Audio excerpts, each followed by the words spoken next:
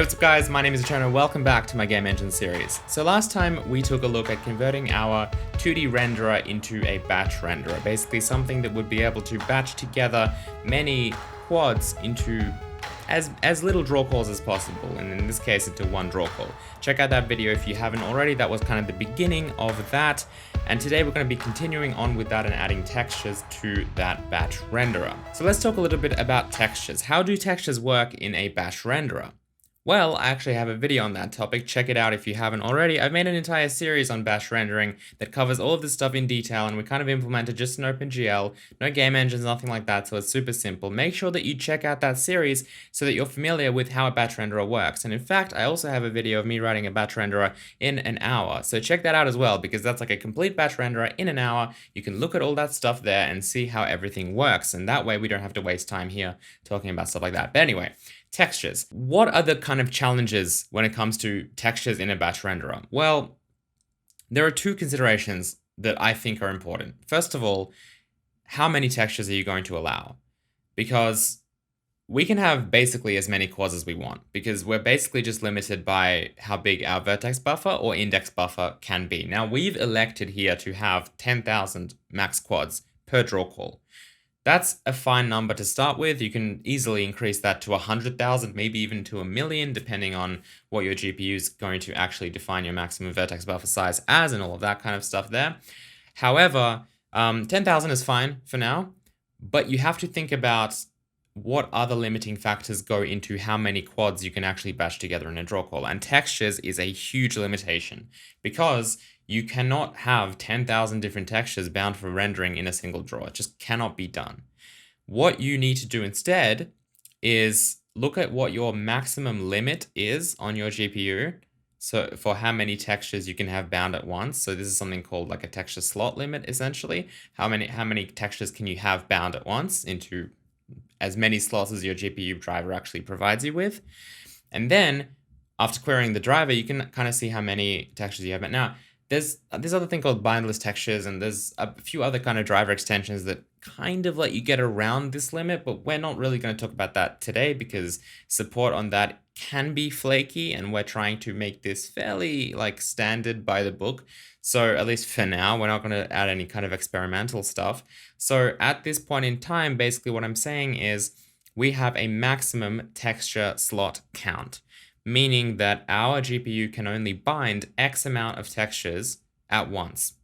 Now, for those of you unfamiliar with how this binding works, because I think we've pretty much been only binding one texture, like at any one time so far, your GPU has many different texture slots for binding. You don't just have to bind one texture at once and then rebind another texture.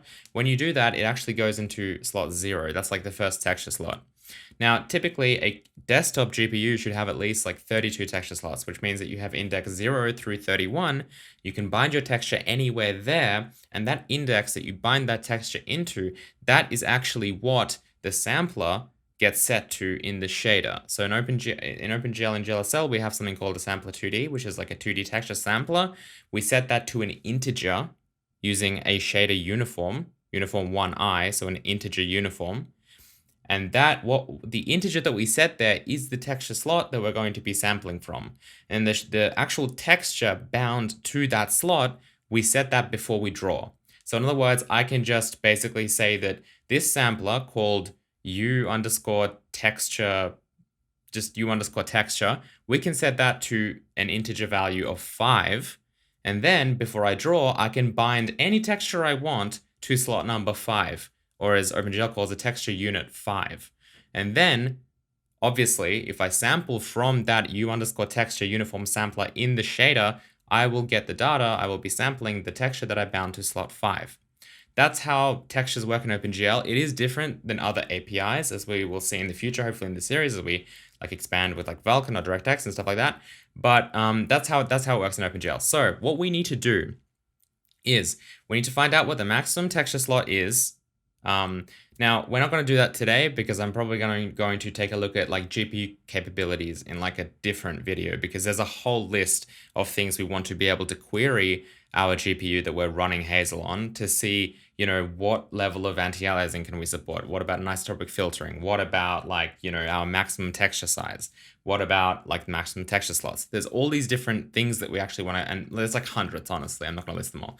There's so many things we want to actually query the driver for that usually technically what you would do is you'd probably add like some kind of renderer capabilities class, and then that basically on startup just queries the driver and sees what we're dealing with. So that's something we'll add in the future, and when we have that, we'll be able to set our maximum number of texture slots to what that needs to be. Now, for now, we're going to assume that the maximum texture slot count is 32. Fairly safe. You know, on mobile devices, it might be like 8 or something quite low. I'm fairly sure we should have at least 32 texture slots to deal with, especially if you have a dedicated GPU. So we should be okay with 32 texture slots. That means index 0 through 31. Then what we need to do is when a texture is submitted, so when we want to draw a quad with a given texture, what we need to do is actually add that texture into some kind of collection, some kind of data structure that basically says that, okay, this texture, right, is in the system. Because it's very common for us to want to render many quads with the same texture. So this could be if we're using a texture atlas, like a sprite sheet or something like that. And then that way, you know, it wouldn't really matter. Like we don't have to bind like 100 different textures for 100 different tiles, right? We can just kind of have one sprite sheet bound and then sample from that same texture many times. Maybe we have like I don't know, some kind of terrain or something that obviously will use the same texture over and over again. There's many, many different use cases for this. The point is we need to see if that texture has already been submitted in this draw call, because then we don't have to use up another texture slot for a unique texture since that texture already exists. Now, if we try and render 32 unique textures, and in fact, it'll be more like 31 because remember, we have that white texture, which means no texture at all. It means a color, a vertex color is actually being used instead of a texture. In that scenario, because that takes up texture slot 0, we'll say, we have 1 through 31, so 31 different texture slots to actually bind to. We need to, if it's a unique texture, occupy another texture slot for that draw call, and then push that texture into that slot. And then we can bind it right before we actually call GLDrawElements to render. That's the idea. Now, if we submit more than 31 textures, so in other words, let's just say that I try to render something with 40 unique textures, that's not going to work in one draw call. It's just not. So what's going to happen is as soon as we hit that limit, we need to basically end this current batch, flush everything so that we draw that on the screen, and then start a new batch. And by starting a new batch, we take our texture slots back to 1 and we start the whole process again. So we can keep submitting new unique textures if required. Now, in that scenario, if we do actually draw other stuff with textures that used to be used, we're going to have to resubmit them. But should be okay. And to be honest, drawing with 32 different texture, I don't know, in my experience, a 2D renderer, if you're making a 2D game or something like that, drawing with more than 32 textures is not something I see too often in one draw call, I mean. Like obviously if you're dealing with post-processing and all these kind of other things, then yeah, that will like use many textures, but that's a different draw call, so it doesn't count.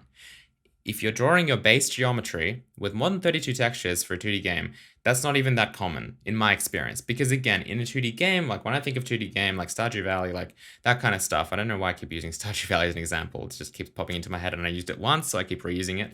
But if we use something like that as an example, it's not like, 512 by 512 textures. Like they're quite small.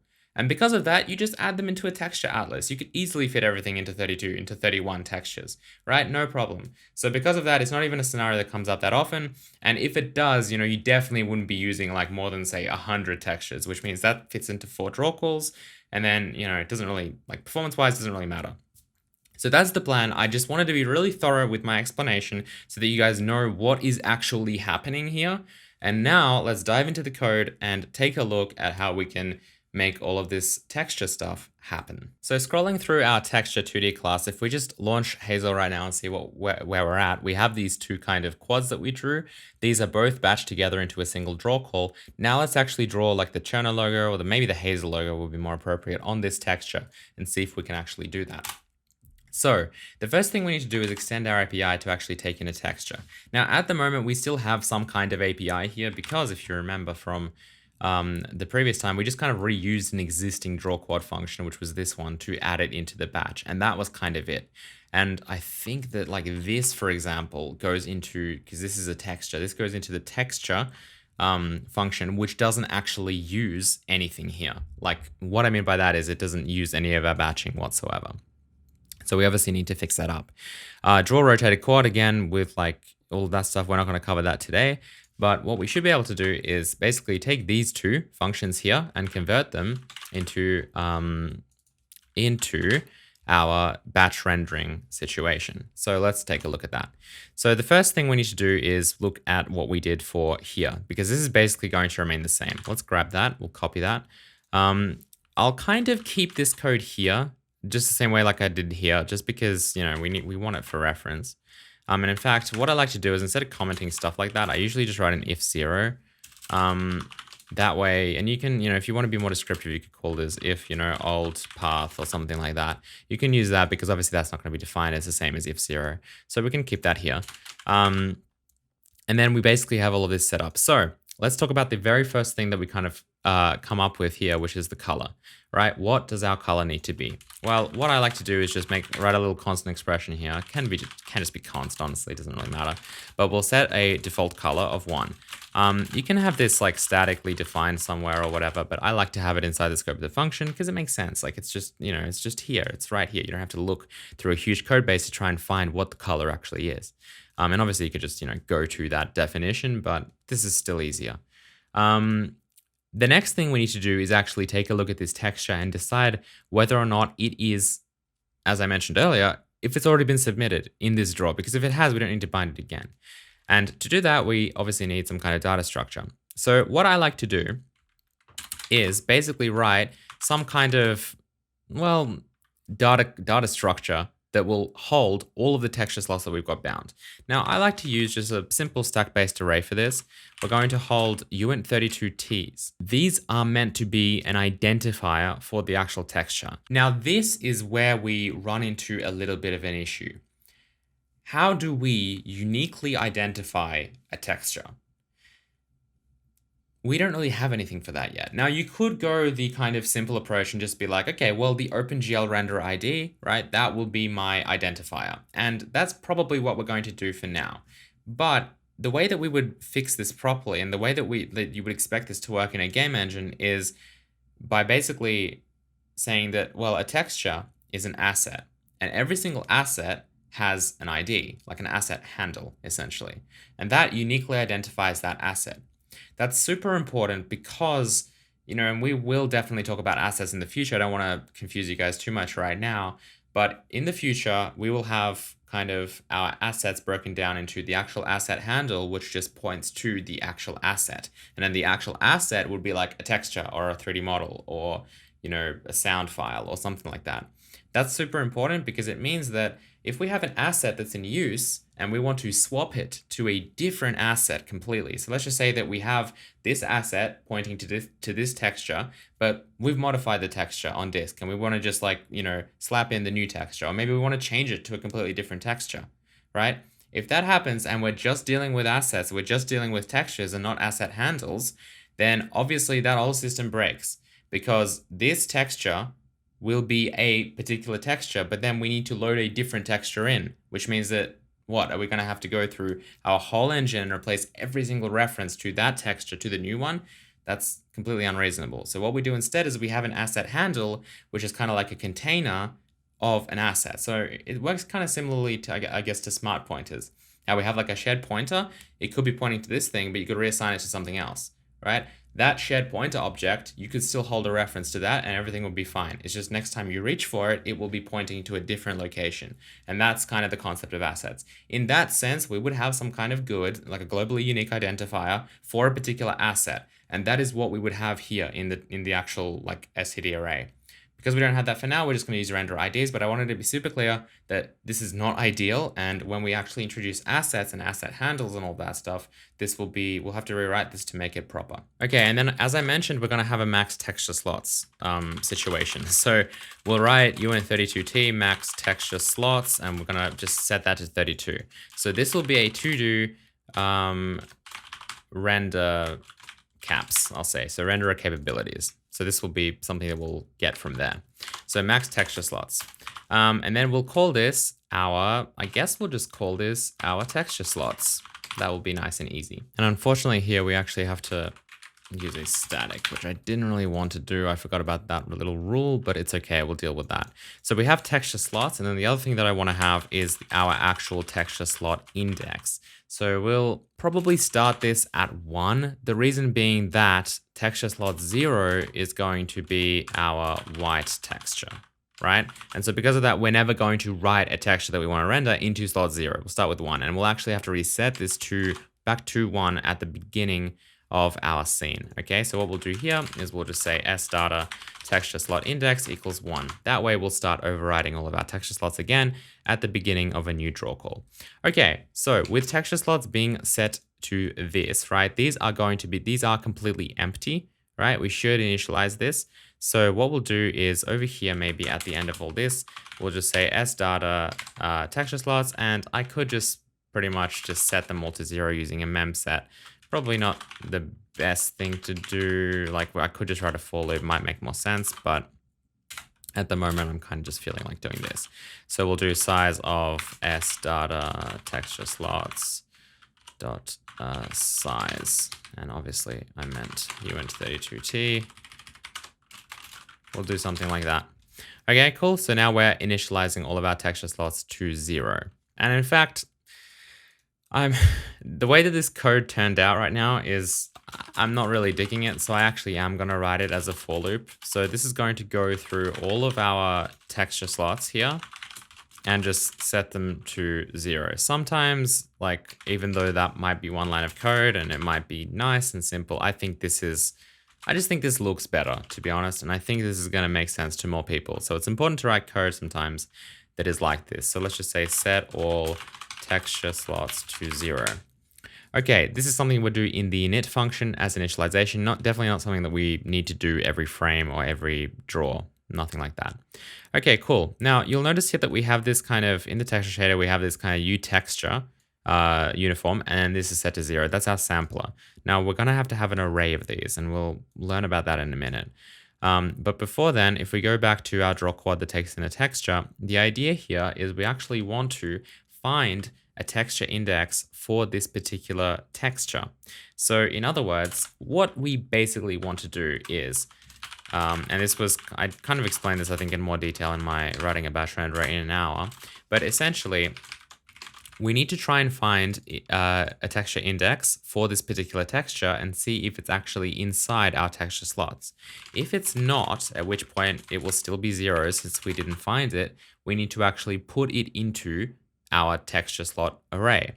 So to do that, we need to basically set texture index to, and we'll make this a float, to our texture slot index, right? Which is whatever that happens to be up to. That's the next available texture slot. So in the scenario of us not drawing a single texture before we hit this function, it would have been set to 1, right? And it would have been reset to 1 in the begin scene, okay? Because 0, as I mentioned, is that white texture. So this is now 1. Texture slot 1 is now going to be occupied by this new texture that we are trying to draw. So now what we'll do is write sdata texture slots at this new index, which I'll use this because this is now a float, remember? So we'll say sdata texture slot index, and we'll set that equal to texture ID. Now, texture ID, which I'll write out here, is going to be the ID of this, right? So we literally need to say texture get renderer ID. Okay, so once we've got, and we don't have that function apparently, so we'll set that up in a minute. But that is the basic idea. And then this texture index, which is now a texture slot that we happen to be using, this is now the texture slot that we will bind this texture to when it comes time to actually render it. That's the whole idea. So what we need to do here is go to, and to be honest, I may actually change this over to be like a ref of a texture 2D, and then we'll actually make it so that we can identify a texture 2D by its renderer ID. That way we can kind of compare them. That might be better than using render IDs, just because I don't like the idea of having to bind a raw renderer ID. I think that's not great. So what we'll actually do here is change this. I wasn't going to do this, but now that I'm actually writing out this code and it's not in my head, it's kind of changing. It's making more sense to do it this way. So what we'll do is for here, I will just set this equal to texture, right? And then we need to go into texture 2D or just texture. And what we need to do now is actually write an operator that's going to be able to compare the two textures. So the way that we'll do that is we'll write virtual operator equals equals, and this is a Boolean operator, obviously, const texture 2D other const. And to be honest, I think this is something that we can just chuck in over here and set it equal to 0 here. So we'll grab this and then we'll go to our OpenGL texture and then we will override this. So override.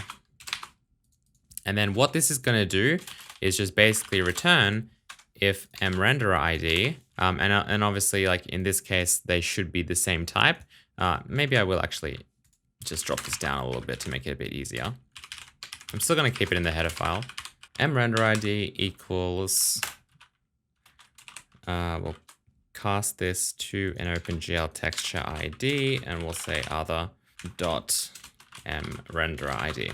Okay, so we're just essentially comparing this based on the renderer IDs. So if we go back to our renderer, what we should now be able to do is write another kind of for loop here that basically goes through all of the stuff that is inside our texture slots. So we'll iterate through all of our slots, and we'll actually start this at 1, of course, because our index 0 is of course the white texture. You guys should all know this by now. This is going to be dot size, of course. And in fact, we don't actually have to iterate through all of them because we're only going to be up to here in the current draw call. So let's change this to just go up to the texture slot index that's in use, right? Because if we've only submitted 3 textures, why would we iterate through all 31 or 32, or well, 31 because we start at 1. No point in doing that. Then let's write an if statement here that basically, so sdata.texture slots, so I equals. Now we need to now compare this to the texture, right? So we need to write some code like this.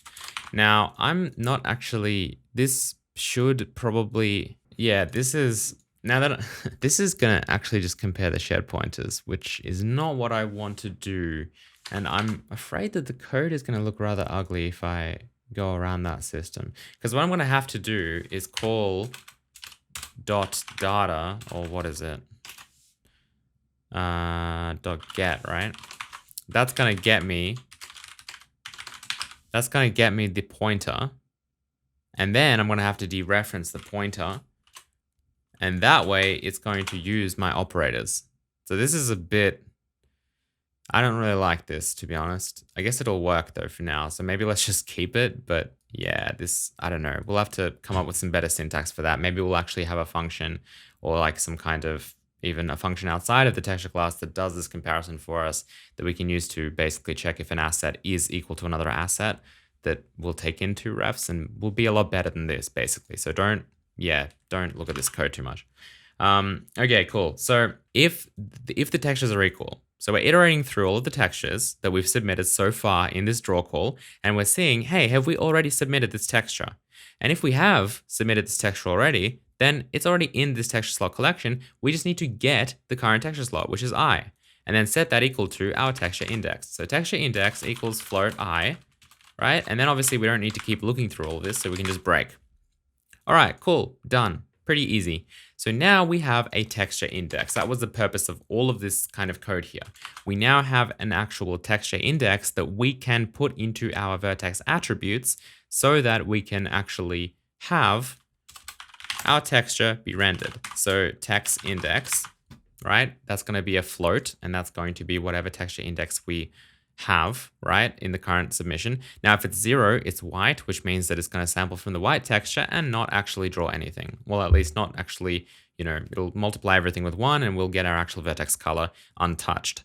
So if we go back into, what am I looking for? The attributes, we'll add in our float, just a float, a text index, and we need to talk about the shader now. So if we go to, actually, before we talk about the shader, I want to make sure that we render with all of our with all of our textures. So we need to bind textures here, right? So to do that, we need to go through all of our, now before we do that, you can see that we also bind this, well, we used to bind this white texture. I think we did it somewhere here, white texture bind, right? So that's kind of important. I think that what we can do is probably just set. So we've set all of the, okay, so we're setting everything to 0 here. Now this doesn't need to be done anymore, I want to point out, because this is now an object, right? That gets this is now a smart pointer. It's an object, it gets initialized. It's not like a primitive type that we need to initialize. So this is now gone. But what I do want to do is still set the texture slot at index 0 to our white texture. So sdata.white texture, right? And then that way, when we go through everything, we can bind everything.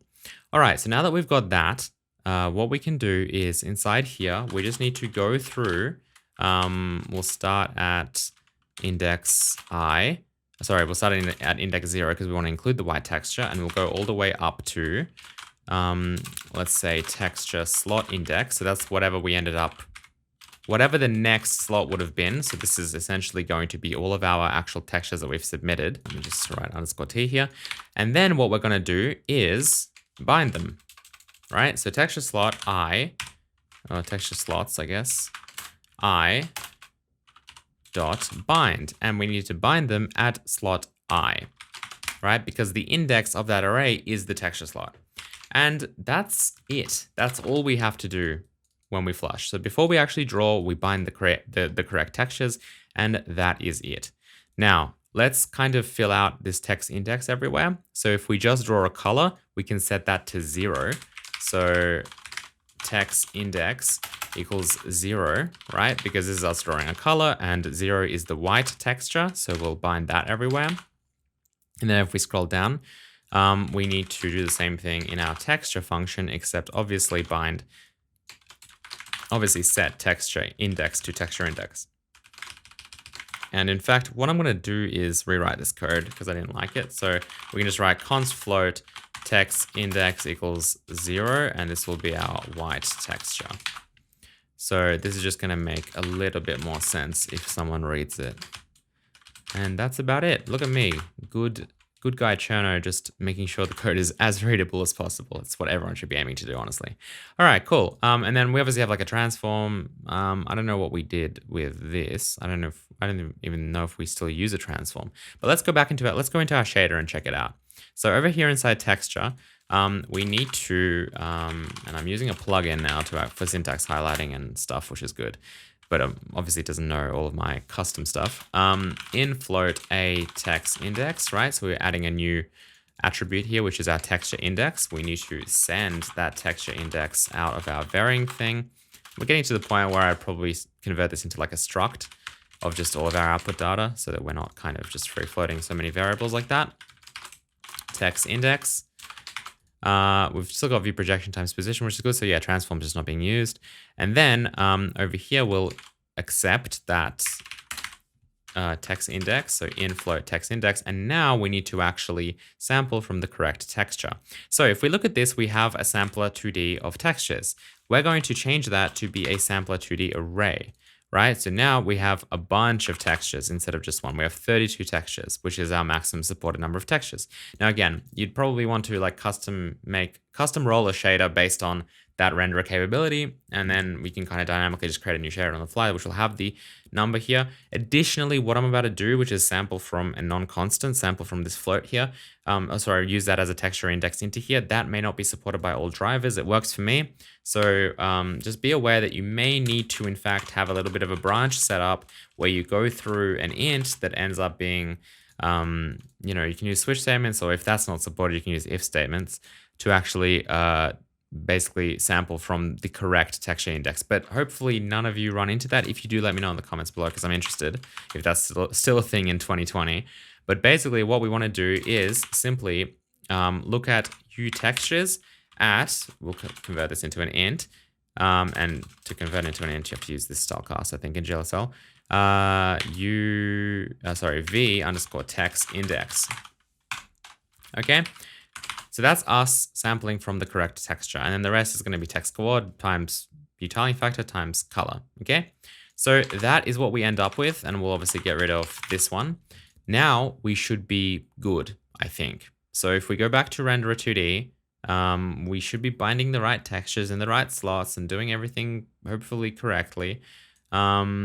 I can't think of anything else, so I'm going to have to just test this code and see what happens, and then I'll probably realize that I've made a horrible mistake. But let's try with our checkerboard texture, because that's the thing in the background. I expect the transform, the size that we've set, is that going to work? That might work. Anyway, let's just check this out. So this should be going, I'm going to put a breakpoint here. Okay, let's just run it. Let's just run it and see what happens. But I was going to put a breakpoint here to make sure that we're actually going into the right function.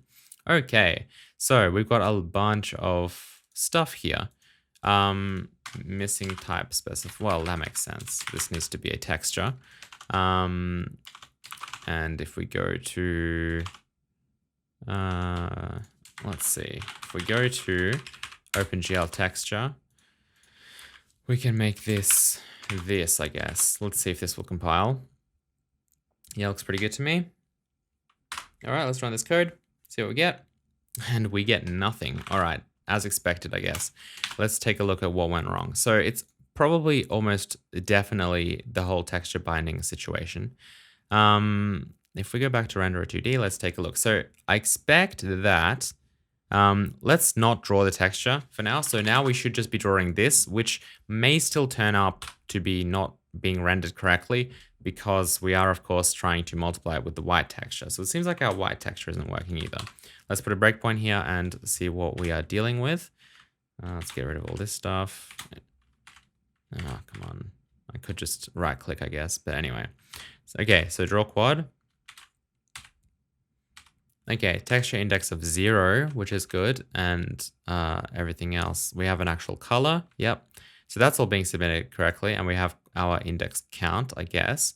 So that should be good. And if we look at our flush, or end scene, and then, okay, so we copy all of this stuff. Now, yeah, I'm assuming everything else would have just worked because we did change the quad vertex structure. However, everything obviously should have been like, you know, correct here. Max vertices, we added this in here, text index, it's a float. No, everything looks pretty good to me. And we have our white texture, which we created here. And we set it up and we bound it to slot 0 apparently. So during flush, I guess, let's make sure that that's, you know, working. So there's texture slot 0, bind. So this should be, so we're binding to slot 0, render ID is 1. So I assume that's our white texture. Oh, okay, I forgot. I can't believe I forgot that. I'm not having a good day.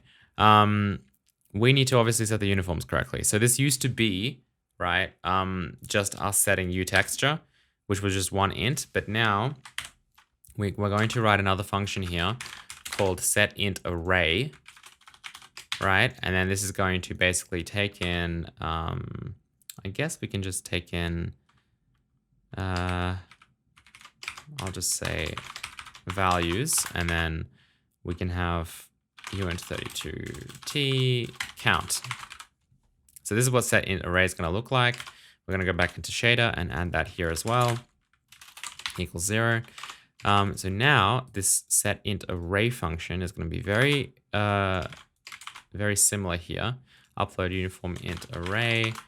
We'll have our values and our count. And then I guess I will just also duplicate this function. Int array, int the values, and uint32t count. We will create that function, and then we'll get the uniform location of the name, obviously, and then we'll just call uniform 1iv location, count is count, and then values are going to be our values. Okay, that's it. So now if we go back here, what we need to do is basically create our samplers. So we can say uint32t samplers, right? 32. And then we'll iterate through all of these. I equals 0, I is less than 32, and I obviously should be using sdata max texture slots for this. And we'll just set samplers I equal to I. Okay, so we're just ascending here with all of our texture slots. So we get 0, 1, 2, 3, 4, 5, etc. all the way up to 31 in this case. And then we need to set int array uTextures samplers and then sdata max texture slots. Okay, so now we're actually setting this properly. Now this needs to be an int, not a uint. And that should be pretty good, I think. Let's hit F5, see what happens. I wrote in 32T here, by the way, but I don't know if I should change it elsewhere. We'll see. Okay, what do we get? Oh, we still get nothing. That's somewhat surprising. I'm having a really bad day, I guess. I hope that's being set correctly. So we bind the texture shader, which is our texture GLSL. uTextures, we set to samplers. That should all be correct, I would imagine. Yep, so you can see, let's get out a hexadecimal display. Samplers 0 through to, yep, okay, good. U_textures, set int array. So let's see what that's actually doing. I assume location, it found the location. And then count 32 values should all be here, obviously. Let's just quickly see. We'll add it to watch, comma 32. And yep, they're all here. So you can see our things here. So what is going on with, let's look at our shader quickly. It's going to be a very long video, unfortunately. Where is our shader? Where's our shader? Texture. Okay, so is our text index and everything correct? That's the other thing I should probably check.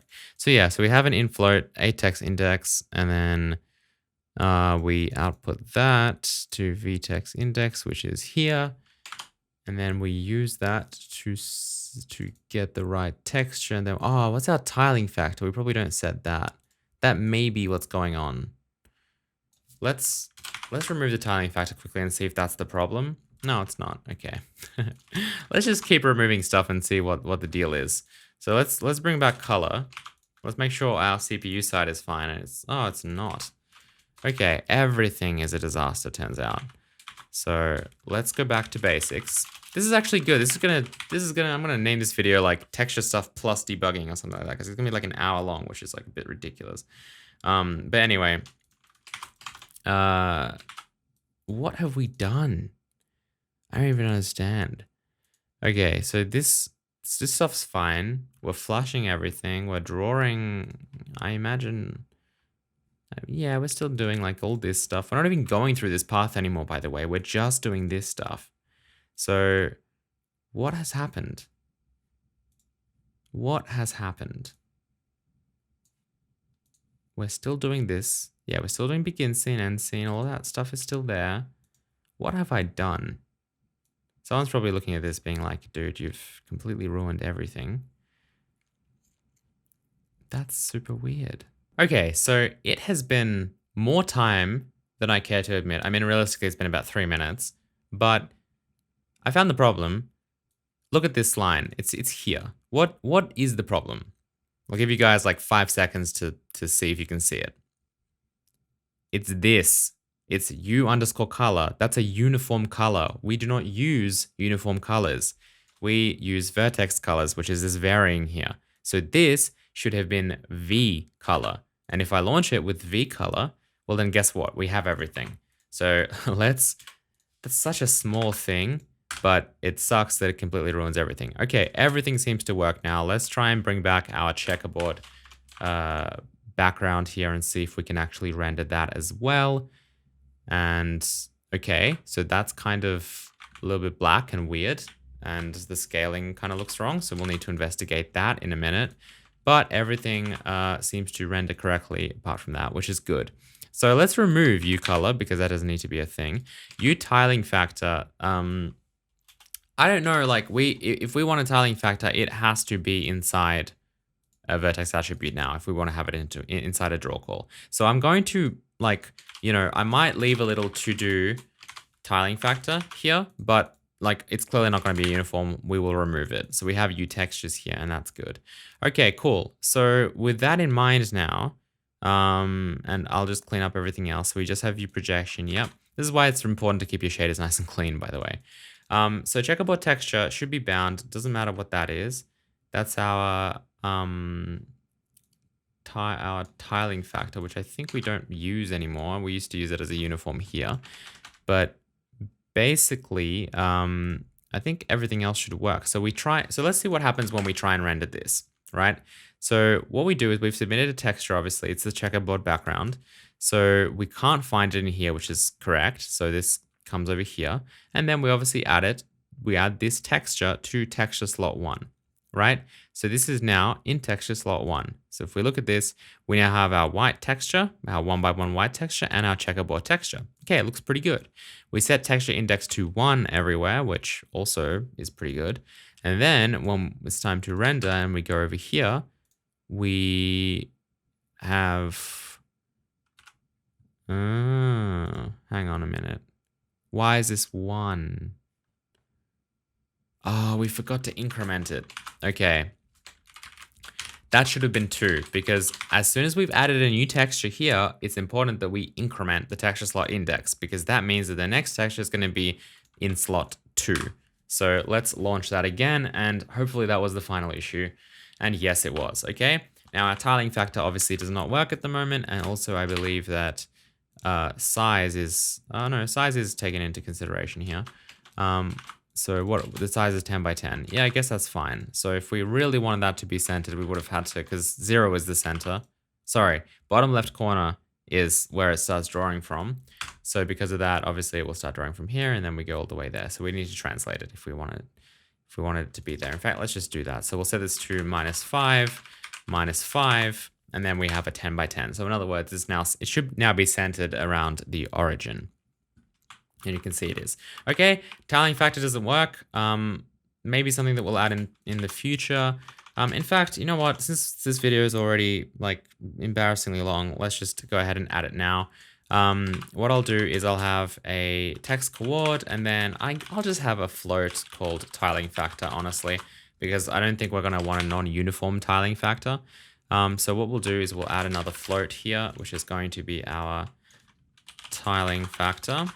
And then if we scroll down over here, we're just going to set tiling factor to, this is the texture one, so we'll set it to tiling factor. And then for the other, for not drawing textures, we'll have to just set it to, well, it doesn't really matter what it gets set to. We can set it to 0, for example. So const, it doesn't matter what it's set to because we shouldn't be sampling anyway. Oh no, we will be sampling actually from the white texture. So we'll say tiling factor, I'll just set it to 1. And then we just simply take this and put it everywhere. Then in our shader, we look at location 4, tiling factor, out float tiling factor. Then we pop this into here. And then we have this here. Sorry for the amazingly descriptive language here that I'm using. And then we just multiply the texture coordinates by our tiling factor. And I think that should work. So we are setting a tiling factor of 10 here, and everything else should be using a tiling factor of 1, I guess. So looking at this, we now have our checkerboard texture back, which is nice. Let's set this to 1 for fun, just to make sure that it actually works, which I expect it will. And there we have it. Okay, cool. So we can now support textures. Now this is what I'm interested in. What happens if I submit another quad with the same texture? Let's make this tiling factor even higher, so like 20 or something. And let's make this a lot smaller. So 1 by 1, and we'll put it at like, we'll still have it in the origin. So 0.5 and 0.5, negative 0.5 rather. Okay, so now if we launch this, first of all, we should see the same texture being used. But more importantly, what I'm interested in, and there it is with the really tiny tiling texture, and it looks like something is kind of in the way. That's super weird. It's supposed to be like this. Okay, that's super weird. Okay, we're at negative, let's put it at 0 maybe. I think that's just, there's some weird Z, like depth buffering issues going on here. So let's bring it a little bit forward. Okay, that's good now. So it's being obscured by that, but whatever. Let's now go into here and make sure that as we submit this, it's actually finding our texture. So the first time it doesn't find it, right? It doesn't submit it. Second time, this is our second one, it should hopefully find it, and you can see it does, right? So this is equal now, and I'm assuming it's actually, if I go back here, let's see if I can go into step into specific, and then we can step into get. Yeah, that's going to be super annoying. I can just go to GL texture, and we can maybe just put a breakpoint here. And yes, okay, so it is in fact hitting our function. It's comparing the two renderer IDs, and that's all good. Really wanted to make sure that that actually worked correctly. All right, cool. So that's it, I guess. We have textures rendering now. Using this batch renderer. Everything you see here is in one draw call, which is pretty cool. Whew, all right, what an episode. Hope you guys enjoyed this video. If you did, please hit that like button. Please help support the series and my channel on patreon.com/thecherno. And a huge thank you to everyone who does in fact support this channel. I also wanted to say that I have been doing live streams for patrons as well. So once a week, I've just been developing Hazel Dev, which is like the 3D version of Hazel. That's been a lot of fun. So join up there, show your support, and get access to these super amazing live streams, which you can then watch after the fact that they've been streamed, which is also cool, I think. Next time, we're going to continue on with the batch renderer. We still need to add like transformations and all of that stuff, and I really want to stress test it as well. But I hope you guys enjoyed this video, and I will see you next time. Goodbye.